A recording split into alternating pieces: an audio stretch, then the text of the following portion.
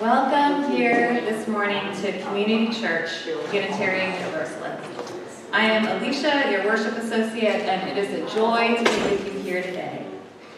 So who are we as Community Church? We are a progressive, open-minded, and inclusive religious community. We welcome all who are on a search for truth and meaning. Ours is a faith in action, as we do the work of social justice and elevate compassion in our quest to live ethically, recognizing the inherent worth and dignity of every being. You can look to your weekly email for announcements, and I invite you to turn your order of service over, and we will do our land acknowledgement together.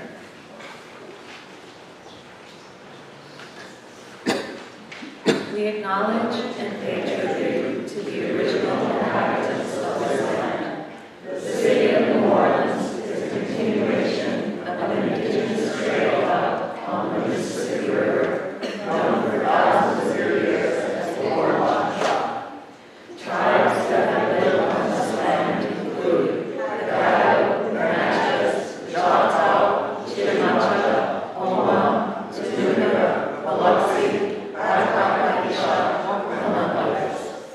We recognize that as a result of broken treaties and involuntary rules, Native Americans were often forced from their lands. We remember and pay respect to the communities impacted by these actions.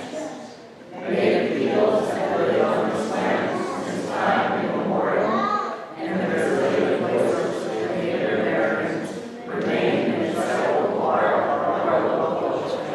With gratitude and honor, we acknowledge the indigenous nations that have lived and continue to thrive here. Today we have Sally Jackson, one of our regular members in our pulpit, and she will bring us our opening words.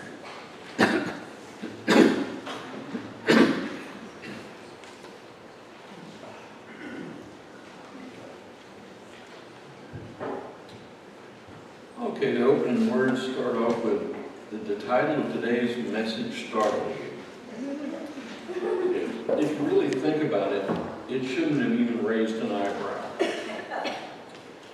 All we talk about is money or the lack thereof. Jesus was not concerned about wealth or status, as so many people are, and were at the time. But in those days, their worth was determined by status in the Roman Empire or in the Jewish faith, but that was after the Romans. They had to keep that in order. They were in charge and never let anyone forget it. Things don't change a lot, do they? Jesus was a radical, liberal, hippie, socialist. Not being used as systems of government, simply the best term for sharing all the abundance of the world, rather than grabbing as much as you possibly can.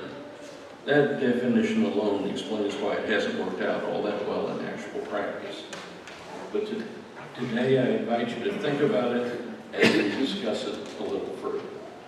Thank you.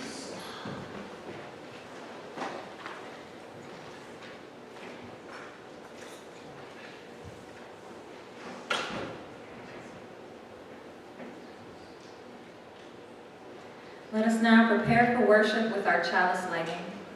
It is Community Church's custom to light a chalice, invoking hope and eternal truth to our worship. Please join in singing "We Light This Flame" with the words printed in your order of service.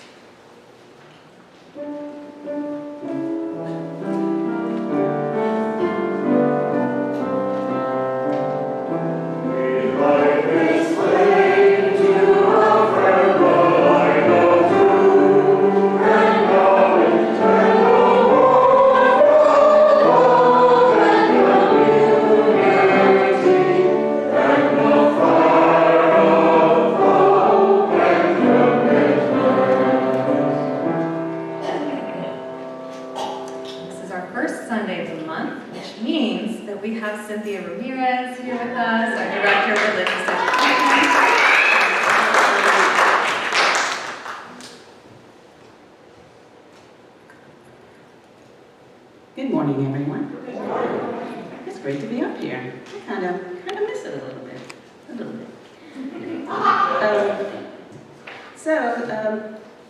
This month, with the Soul Matters curriculum that we use, we're talking about transformation, or the gift of transformation. And that's why you have to think change matters. And I'm going to be talking about someone who did the most amazing transformation, Jesus. Just for you, Sam. Jesus was born more than 2,000 years ago in a land now called Israel. He grew up in a town of Nazareth with his brothers and sisters, their parents, Mary and Joseph. Joseph was a carpenter. He taught Jesus how to shape rough wooden logs into sturdy beams for building homes. He showed Jesus how to make plows and shovels that were straight and strong. He helped Jesus craft tables and chairs, cups and bowls that were both beautiful and useful. When he grew up, Jesus began to travel the countryside and tell people his ideas about living together in peace and harmony. Soon, crowds gathered to hear him preach.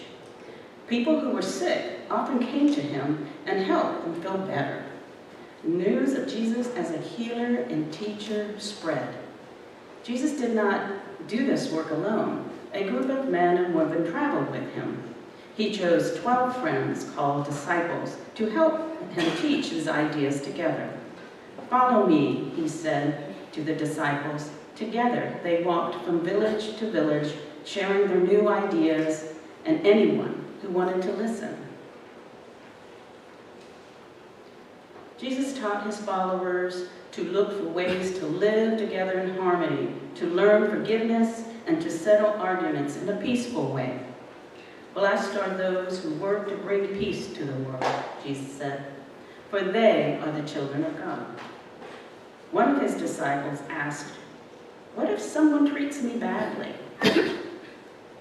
How many times should I forgive? 7 times?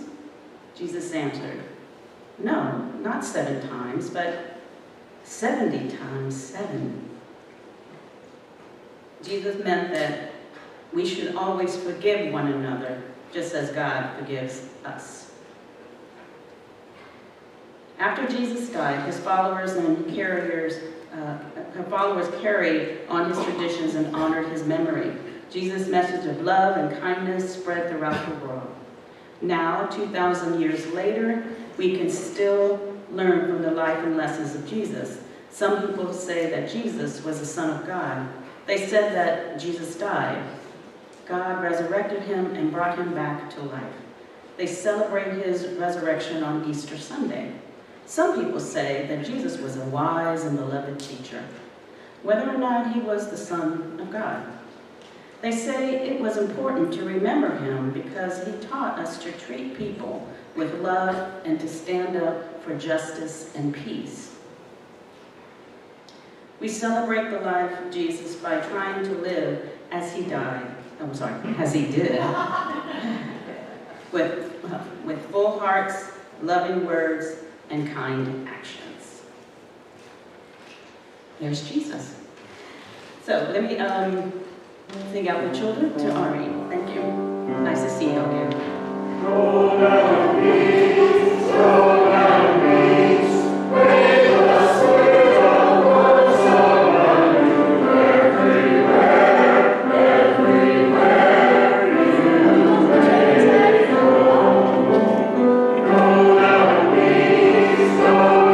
peace, wave the sword of words around you, everywhere you may go.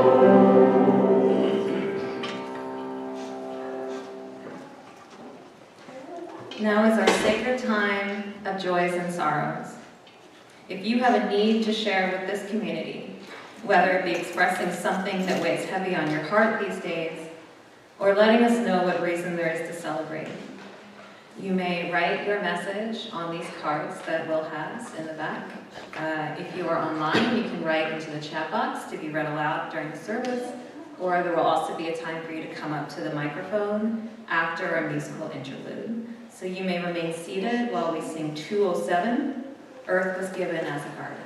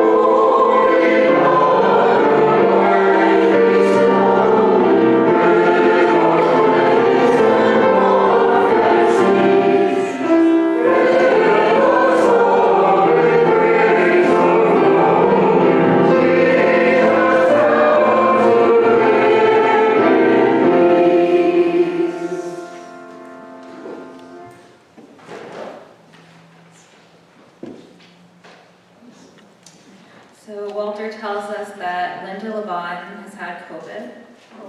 She now tests negative, but still doesn't feel well. So we'll be thinking about Linda.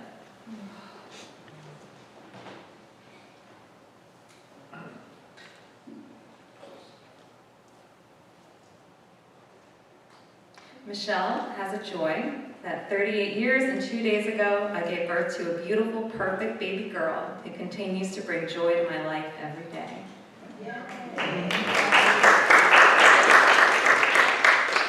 And a sorrow that Louisiana just became the most recent state to pass permitless concealed carry for anyone over 17.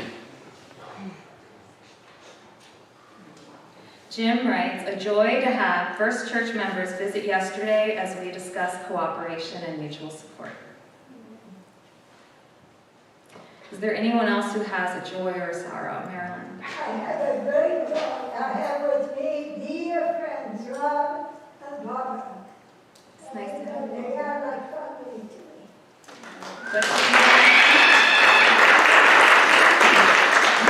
And it's good to see you too, Esther. A joy first.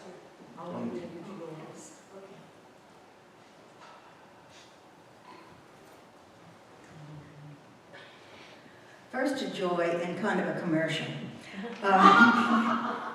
Well, yesterday, when we met with First Church, they asked that we spread the word that they're going to be having a Gillespie breakfast, community breakfast at First Church, and they're going to have a progressive community roundtable discussing the legislative session of 2024 and the Louisiana presidential primary and other issues if anyone is interested. It starts at 9 o'clock next Saturday at First Church. And we have some little flyers about it. Okay. And now, my very special joy. I'm 81 years old, and this is the first time I have had a letter to the editor printed in the paper. It's very short, and I'll read it to you, and it's very much related, somehow, to today's topic. Okay, it says, Our state leaders have decided to spend about $3 million to send the Louisiana National Guard to the Texas border to perform duties that are actually the function of the federal government. Our state leaders have also decided that there are no funds to administer a federally funded program which would supply food-insecure children with a nutritional subsidy during the summer months when they will not have access to school meals. What would Jesus do?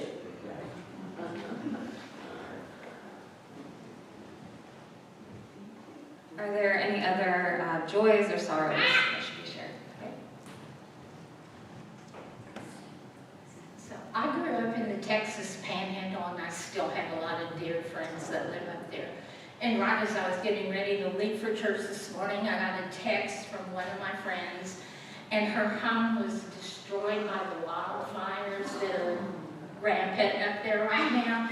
In addition to that, they've had to drive their property, they're cattle ranchers, and search for cattle that have been burned but are still alive, and put them out in their misery. And it's just so heartbreaking. I don't know how to, what do you do?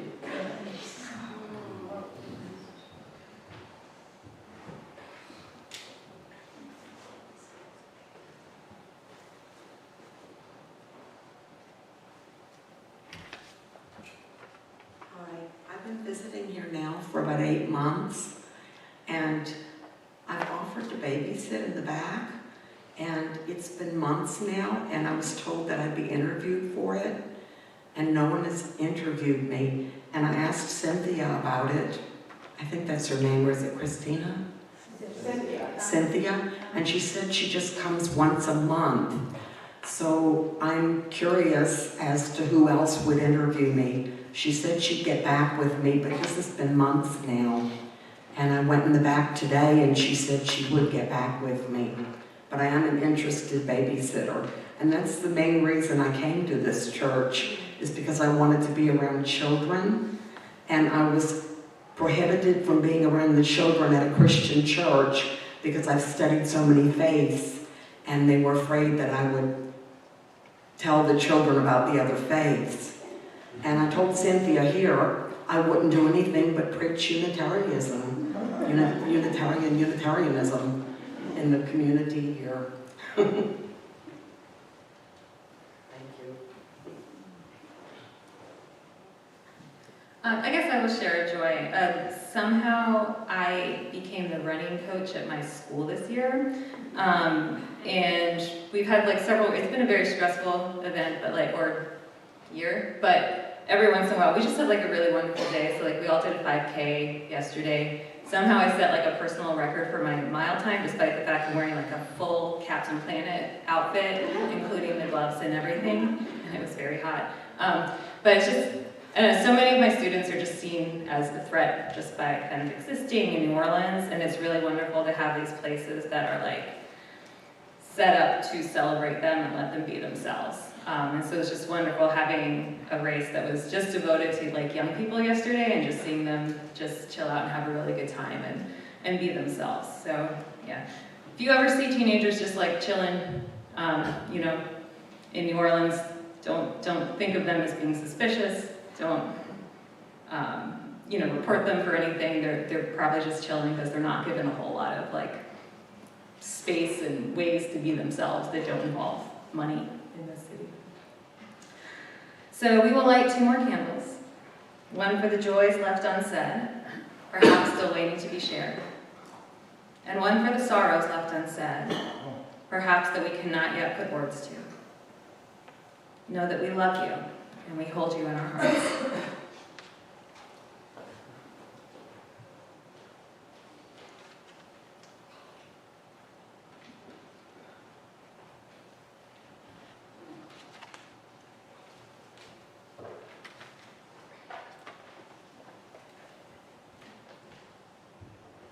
The biggest suspense when I'm doing a service is she going to make it out of the chair this time?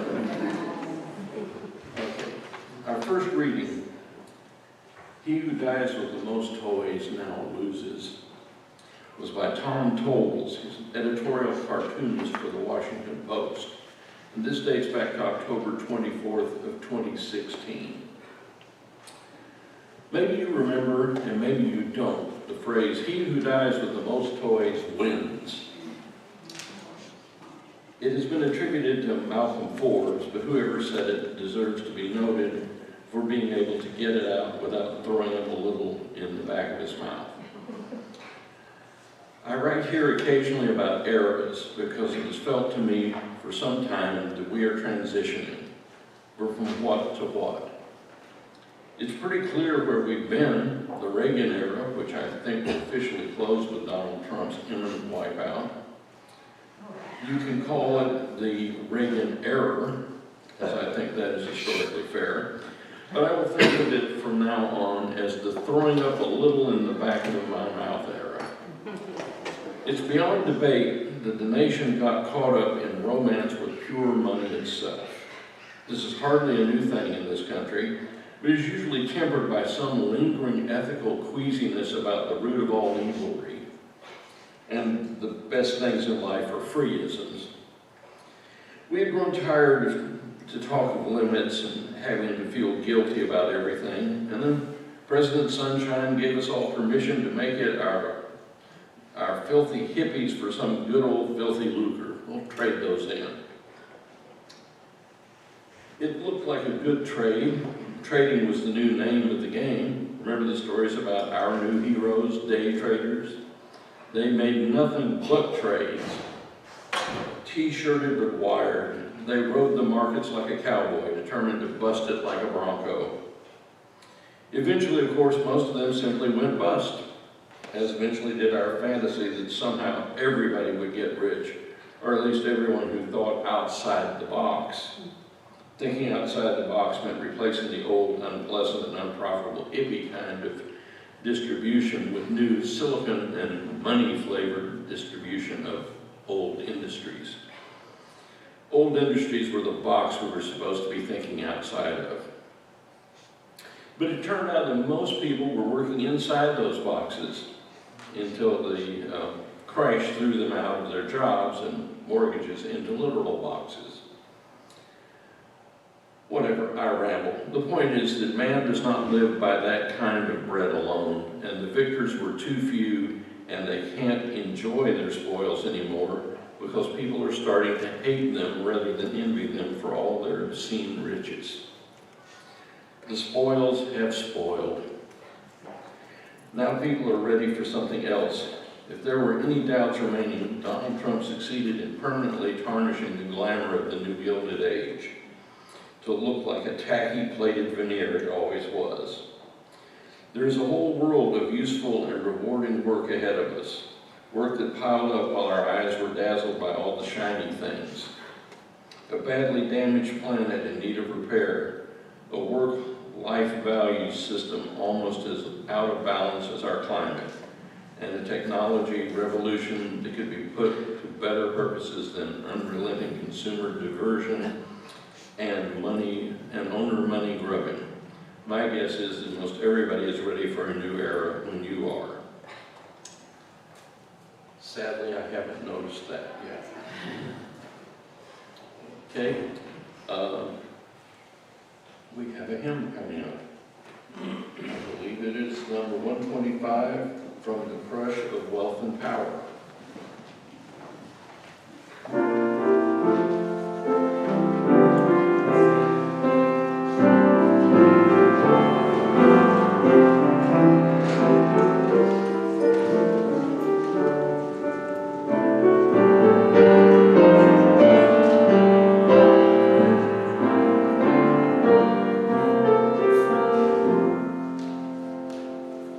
From the crush of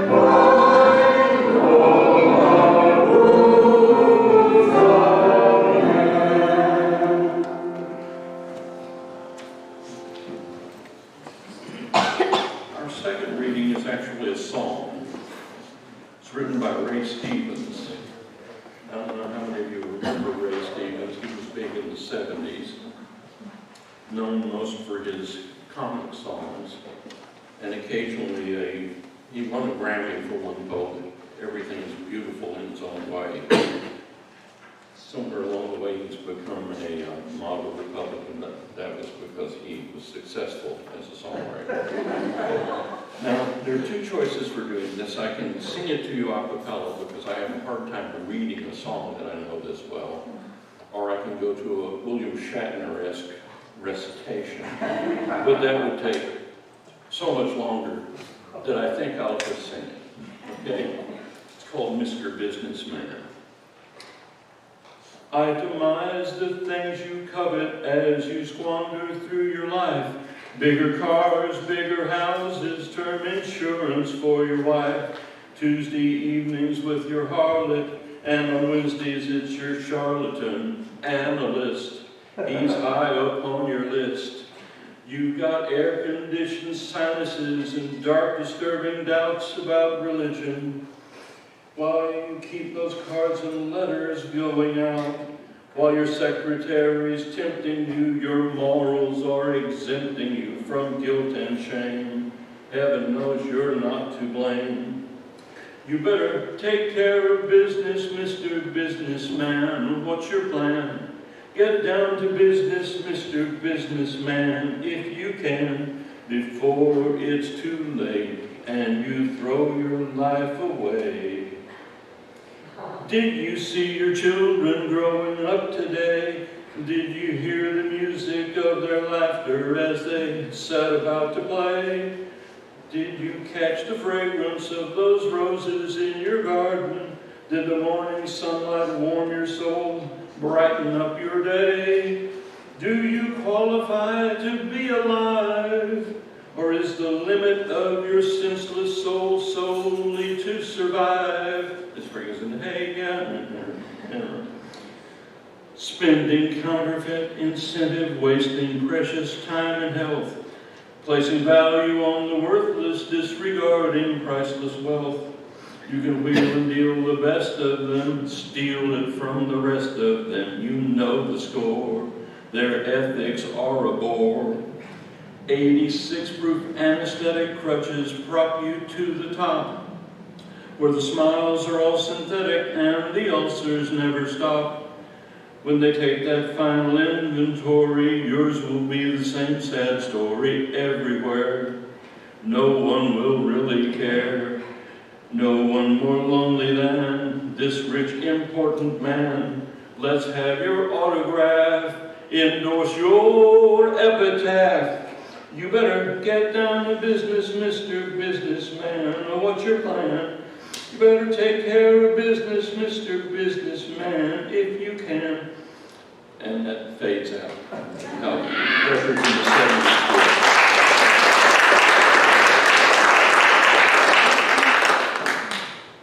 You didn't know you were going to get a bonus song in there, did you? Okay.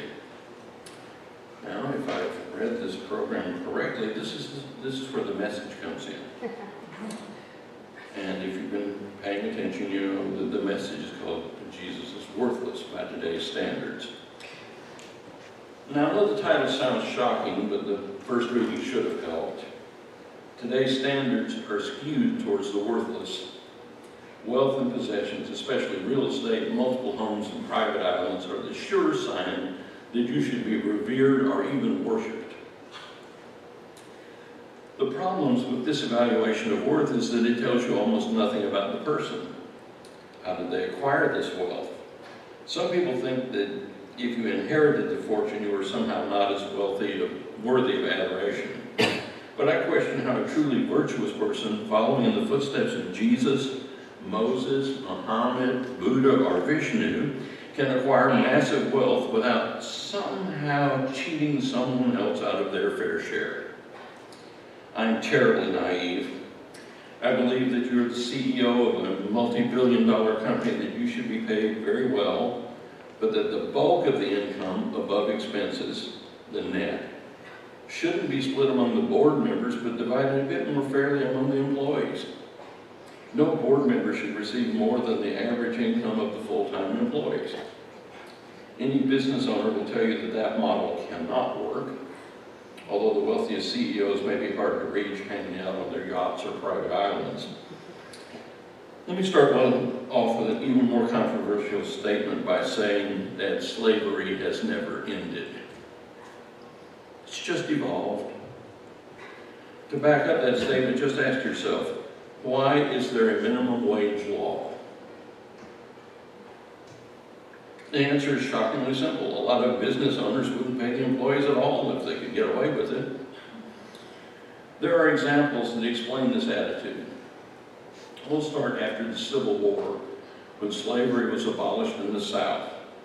It was already economically unfeasible in the North. Two new methods grew: sharecropping in the South. While not technically slavery, look at the similarities in actual practice.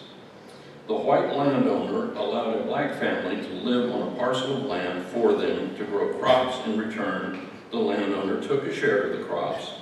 I'll let you guess who set up the percentages of the shares, leaving the sharecropper at a level of poverty that didn't really allow them to move on, and no one was helping them to renegotiate their share. What is the real difference between that from living on a plantation? Now, out of your tiny share, you're responsible for upkeep on your home and supplying your own meals. You are free to leave, but with no guarantee of survival. You weren't free to leave before, but if you did manage to escape, there was also no guarantee of survival. Amazingly similar, especially when you remember that most sharecroppers were freed slaves, and the vast majority of slaves were denied any form of formal education. That was a practice that was founded on the very sound principle that education is power, the one thing that slave owners didn't want to share. In the manufacturing industries, as well as in coal mining, they had a different system. The company paid their employees, but they owned the boarding houses and the stores. The main similarity is that the company owner wielded all of the power. They controlled the prices and the wages. They made sure to pay just a little less than the employees needed and arranged loans for them to help them out, basically making it impossible for them to quit. Hence the line, "St. Peter, don't you call me 'cause I can't go. I owe my soul to the company store." I'll do you a favor and not sing the whole song for you, unless you stand and cheer wildly. I'll wait. The song does point out how much difference hard work makes in the basic pay structure. The man that loaded 16 tons of number 9 coal asked what you get, and the answer is another day older and deeper in debt. There is no mention of fabulous wealth or advancement in the company. Whenever I mention my theory about rich people holding on to their wealth and therefore should not be idolized, I am told that I wouldn't feel that way if I had worked harder, because I would have been rich. It's a lovely thought. But some of the hardest workers are in the worst jobs and receive pay that is nowhere in line with their bosses. It is the gigantic flaw in the favorite economic system of the extremely wealthy. It goes by many names: trickle-down economics, Reaganomics, or voodoo economics. The latter being the choice of economists who do not believe in its validity. It is the theory that if you want to stimulate the economy, you give tax breaks and incentives to the very wealthy, and they will share it with the financially less fortunate. In actual practice, they hold on to it and nothing really changes. If you had given the incentives to the people who needed the money for basic necessities, it would be entered into the economy almost immediately. We will continue with this discussion of worth and how to measure it, even though that seems a lot like judging, which we were specifically told not to do. But worth can be used as a measuring stick of a man's value to society. Not really, except for paying taxes. We all know how that works. It's all loopholes and shelters. But how do you measure someone's impact on the community if they are actually acting purely for the good of the community? We might know about their contributions. People eager for recognition will tell you about all they have done, but a lot of people tend to exaggerate. We won't mention any names or particular occupations. I can tell that a number of you had a few names and professions in mind, but people who want recognition always have to have their names attached to whatever group they're trying to help, or have the names of the volunteers listed on some sort of program for the purpose of giving them the recognition that they deserve. We have in our congregation a number of members who volunteer whenever they possibly can, and you don't see their names listed anywhere. That isn't their reason for volunteering. Putting others ahead of yourself is not the major characteristic trait of most, being a bit cynical, I would say, of any millionaire or billionaire. The problem with governments or economics based on two of our baser emotions, greed and envy, is simply the fact that they are indeed our baser impulses. Obviously, the accumulation of massive wealth is greed, sort of the definition. But what about envy? Envy is what drives extremely wealthy people to do whatever is necessary to continue grabbing more. They are envious of anyone who has more or might even be capable of attaining more than they have. So not only envious, but also frightened of that possibility. This greed and envy motivation is why so many wealthy people are basically unhappy. They don't understand how to be happy, and being happy for someone else is a concept that escapes them.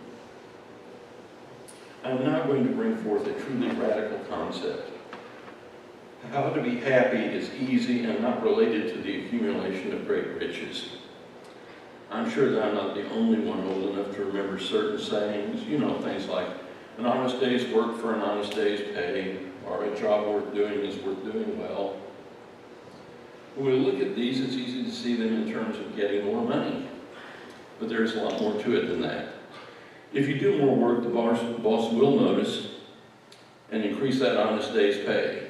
More likely, they will mention it to the other employees and cite you as the reason that they're being asked to do more work, instantly creating friction and feeling of animosity in the workplace. If you do your job well, the boss might notice and increase your pay. Not so much in my experience in the workforce, middle management, and even as a small business owner, I've found that the instructions from above, as well as other small business owners' advice, was if someone is doing a good job, give them more work. They didn't specify more money. Specifically, the work that others, getting the same pay, can't seem to get done adequately, if at all. The meaning could be taken to apply these to happiness rather than financial rewards. There should be a bit of satisfaction in accomplishing a task. For me, that's taking the trash to the dumpster and making it back to my apartment before collapsing into my chair. A certain feeling of euphoria for completing this monumental endeavor. If that sort of elation is possible from such mundane of a task, imagine how happy you can be if you actually help someone else. I used to work on an internet site that was devoted to suicide prevention for transgender individuals. We all had usernames, so no one really knew if you were using your real name or a pseudonym. Pretty much anonymous as far as any great widespread recognition. We all went there to get help or to help. Some of us came for help and stayed on, and a few were promoted to moderators. As you might imagine, a site like that needed to be moderated. And of course, it was all volunteers. When you are part of a totally volunteer organization, you are obviously not there for the money. Some have a bit of recognition attached, but not that big of a draw when they're usually limited to their outreach for volunteers. Maybe for the organizers, but now let's get to Jesus. He did not operate under a system designed to accumulate wealth or even personal recognition. It was not in his teachings or in his personal life. The importance of his teachings was about reminding people of what God wanted them to do with their lives, not how to be admired by the masses. He and his followers did not live in palaces or in the modern terminology, multi-million-dollar mansions. They walked everywhere, no private jets. They taught and lived among the poor. Think of how much different some of our favorite stories from the Bible would be if Jesus had been a capitalist rather than a...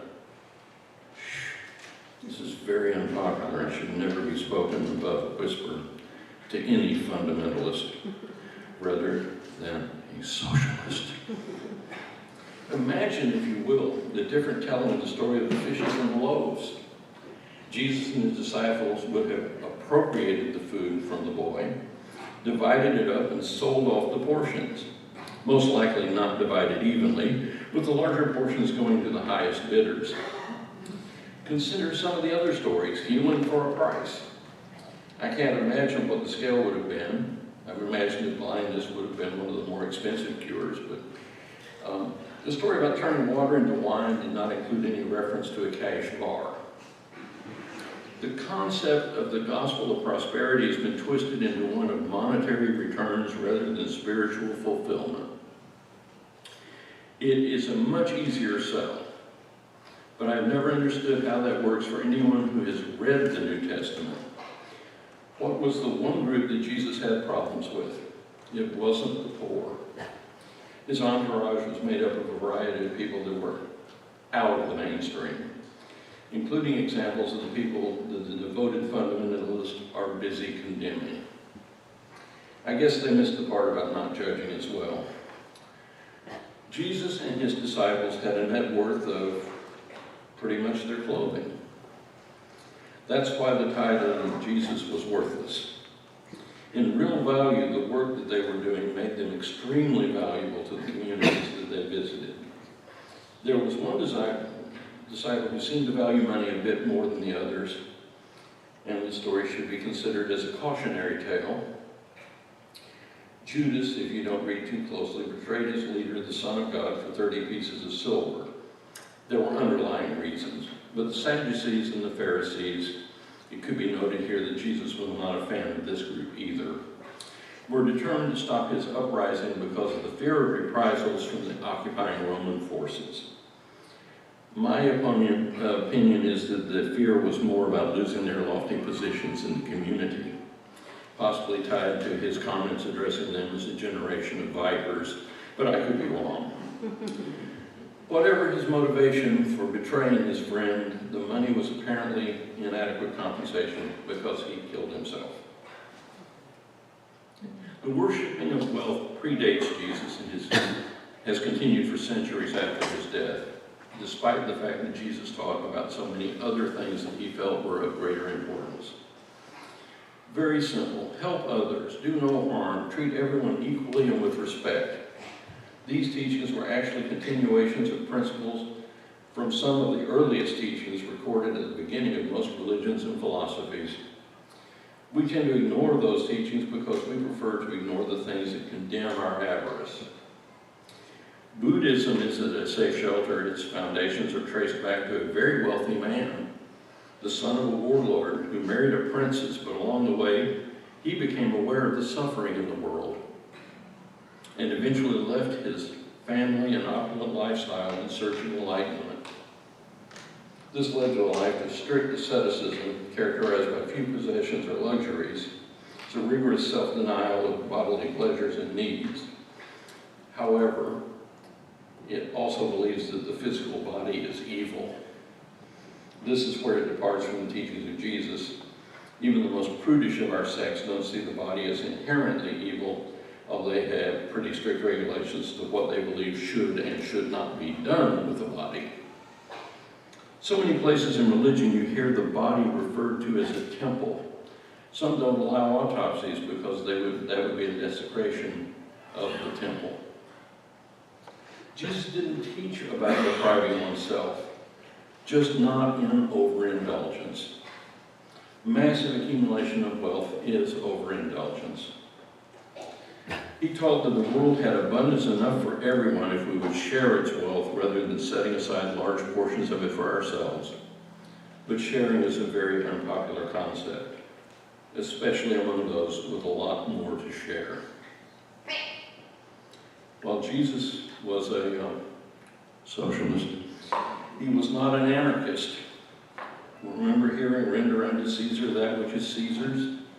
I take that to mean pay your taxes so that the government can do the work that needs to be done, not to the point of paying tribute to anyone who just wants to be idolized. We tend to only half follow the teachings. Some don't want to pay taxes, the rendering to Caesar part, while others find it comforting to send money to those who promise a greater return on their investment. And I am not really talking about investments here.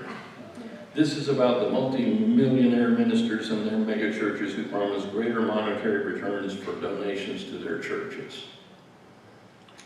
Promising wealth in return for donations is nothing new. Selling merchandise to raise funding isn't either. Remember that Jesus threw the money changers out of the temple.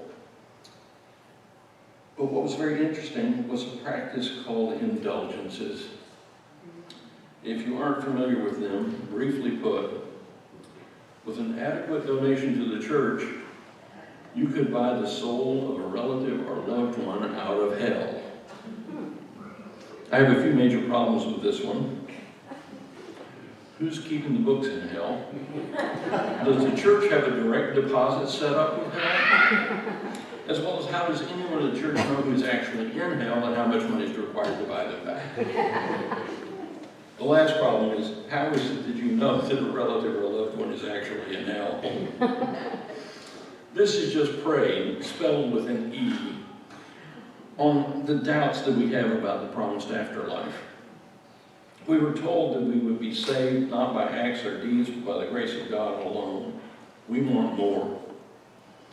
Remember that whole greed and envy problem. We also demand guarantees. While we are told that faith is belief, we just don't find that comforting enough. So the church decided to sell insurance policies that could be purchased ex post facto.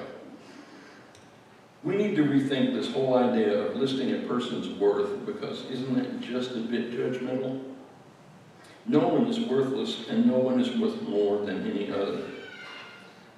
Any other value placed on a human being is just one or more people judging another person or group. What is the underlying reason for judging others? To properly rank the value of the human over another. But didn't I just say that we shouldn't do that? Because all humans are created from the same elements? As Carl Sagan phrased it, we are all made of star stuff. That sounds so much better than when Neil deGrasse Tyson pointed out that we're all made from the same elements, predominantly from 4 of the most common elements in the universe. Sorry if that makes you feel a little less valuable than before. But Jesus himself acted as though never acted as though he was superior to anyone else, unless you consider his ability to remain calm most of the time. The noticeable exception being his outburst in the temple while throwing out the money changers, the most notable. If you remember when he was asked if he was the Son of God, his response was simply, "That's who you say I am." Actually, being the Son of God in the mind of Jesus just meant that you were a male. We don't talk about it that much because it doesn't fit in well with being prejudiced, hating one of God's children. We used to be told that we are all God's children. But apparently to a lot of people, all of God's children aren't created equal. Jesus was a great teacher, not just because of the things he said, but also because of his actions. No mansions, fancy yachts for him or his apostles.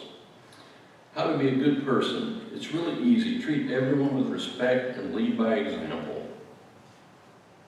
That's just my definition, and I do my best to live a life that exemplifies that. But if you look at all the people as being equal and the children of God, we might understand the Jewish model of Jesus being a great teacher or prophet rather than the actual Messiah. The reasoning for that was that he didn't bring them a kingdom on earth. The Romans were still in power and their homeland was still occupied. So Jesus not valuing power or wealth wasn't about forming a kingdom on earth, rather teaching the people that the earth was meant to be shared, not dominated. Maybe if we'd actually followed the path set forth by Jesus, we wouldn't be accelerating climate change like we are now. That's a topic for another sermon. I started by saying that Jesus was worthless by today's standards, and I believe that Jesus, rather than being upset by our standards, would be very happy to be deemed worthless by them and wear it as a badge of honor. Who should we follow? People who devoted their lives to saving money, or someone who spent his life saving others? That is the real question that requires an answer from each of us. I know what my choice is, and I'm not planning on trying to make yours for you.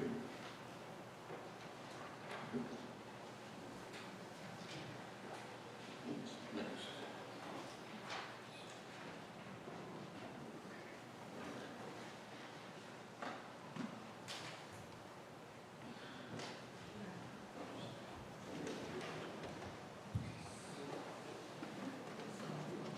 Community Church is a self-sustaining congregation. Members and friends' generosity help us do the sacred work of bringing justice, spirituality, and compassion to our community and beyond. We request that if you give in cash this morning, you use the envelopes that should be on the chairs in front of you. Please write your name as well. You can also give online at ccuunola.org/stewardship, or you could text the word GIVE to 504-370-2659.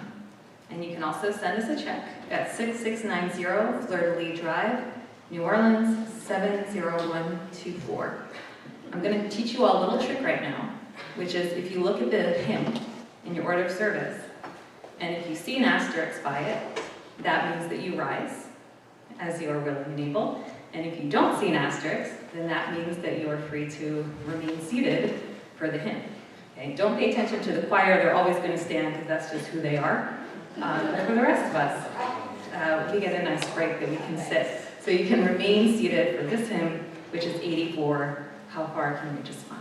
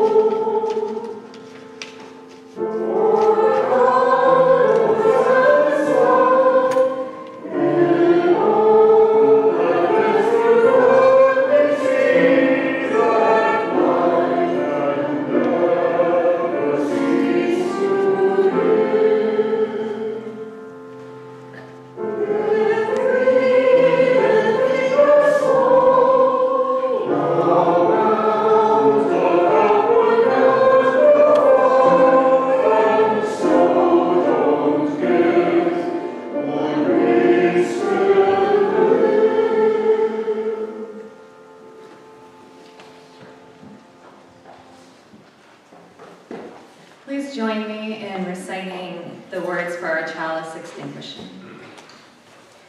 We extinguish the chalice here, that it might flow gently in our hearts. May it light your path as you lead this place. May it guide your way until we are together again.